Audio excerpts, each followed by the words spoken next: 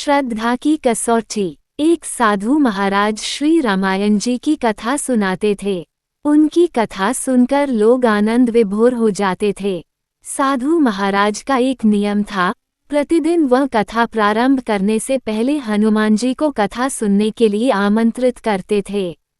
वह जहाँ पर कथा सुनाते थे, वहाँ उन्होंने कथा के स्थान पर हनुमान जी को विराजने के लिए आसन के रूप में एक गद्दी भी रखी हुई थी। आइए हनुमंत जी विराजिए, ये कहकर हनुमान जी का आवाहन करते थे। उसके बाद 1 घंटा कथा सुनाते थे। एक महाशय प्रतिदिन रामकथा सुनने आते थे। वह भक्तिभाव से कथा सुनते थे, परंतु एक दिन उनके मन में विचार आया कि महाराज कथा आरंभ करने से पहले आइए हनुमंत जी विराजिए, ऐसा कहकर हनुमान जी को बुलाते हैं, तो क्या वास्तव में हनुमान जी यहाँ पर आते होंगे? एक दिन उन्होंने साधु महाराज से पूछ ही लिया, महाराज आप रामायण की कथा बहुत अच्छी सुनाते हैं, हमें बड़ा आनंद मिलता है, परंतु आप जो गद्दी प्रतिदिन हनुमान जी को देते हैं, उस पर क्या हनुमान जी वास्तव में विराजमान होते हैं? साधु महाराज ने कहा, हाँ, यह मेरी श्रद्धा है। हनुमान जी का वचन है कि जहाँ रामकथा सुनाई और सुनी जाती है, वहाँ हनुमान जी अवश्य पधारते हैं। उस व्यक्ति ने कहा, महाराज हनुमान जी यहाँ पर आते हैं, इस पर हम कैसे विश्वास करें? आप इसका कोई ठोस प्रमाण दीजिए। महाराज ने बहुत समझाया कि आस्था को किसी प्रमाण की कसौटी पर नहीं कसना चाहिए। ये तो भक्त और भगवान के बीच का प्रेम रस है, व्यक्तिगत श्रद्धा का विषय है। आप कहो तो मैं प्रवचन करना बंद कर दूं अथवा आप कथा में आना छोड़ दो, परंतु वह व्यक्ति नहीं माना। महाराज से कहता ही रहा कि आप कई दिनों से दावा करते आ रहे हैं, इसलिए महाराज आपको तो प्रमाणित करना ही होगा कि हनुमान जी कथा सुनने आते हैं। इस तरह दोनों के बीच विवाद होता रहा। अंत में साधु महाराज ने कहा, हनुमान जी आते हैं अथवा नहीं इसका प्रमाण मैं कल आपको दूंगा।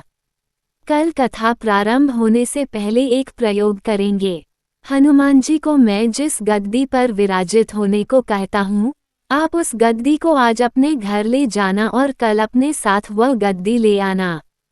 उसके बाद मैं गद्दी यहाँ रखूंगा। कथा का आरंभ करने से पहले हनुमान जी को बुलाऊंगा। कुछ समय बाद आप गद्दी उठाकर देखना।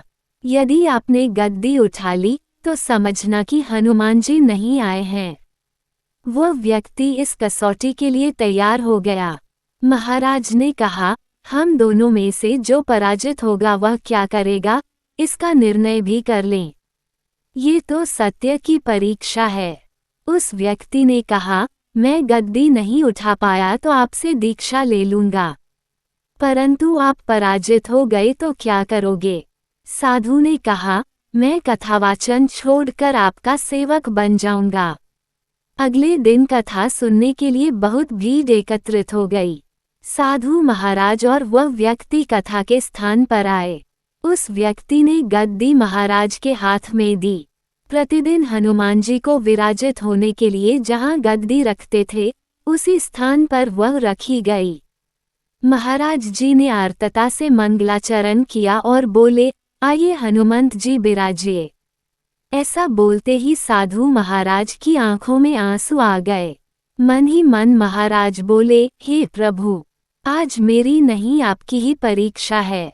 मेरी भक्ति और आस्था की लाज रखना प्रभु। साधु महाराज ने प्रार्थना की और उस व्यक्ति को गद्दी उठाने के लिए निमंत्रण दिया। सभी की आंखें गद्दी पर जम गई। साधु महाराज बोले, महाशय आप गद्दी उठाए। उस व्यक्ति ने गद्दी उठाने के लिए हाथ बाया, परंतु आश्चर्य की बात यह है कि वो गद्दी को स्पर्श भी नहीं कर पा रहा था।